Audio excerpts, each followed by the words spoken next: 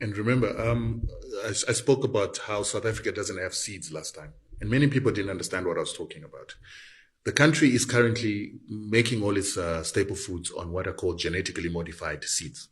Monsanto. Yes, most of which are disabled from reproducing. Most of which, even if they did reproduce, they would slowly reproduce less and less. This means that we need Please stop. People don't understand this. A seed, when you plant it, has an ability that when it bears fruit, the fruit can give you seeds that can be replanted.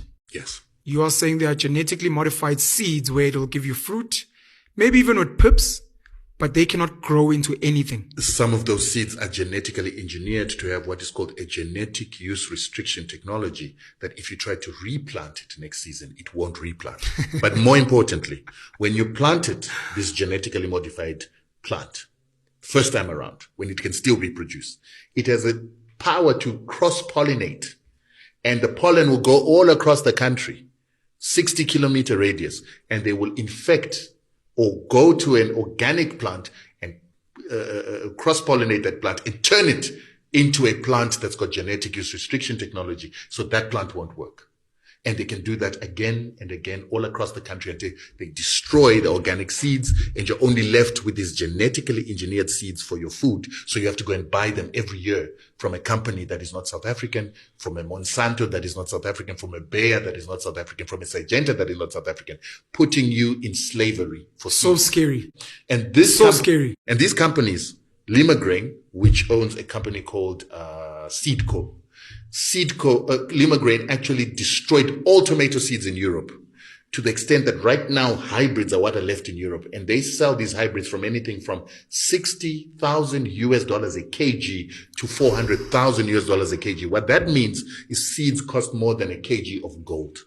So if we continue to allow that to happen in South Africa, very soon the companies that control these seeds can demand a kg of gold or more for a kg of seeds.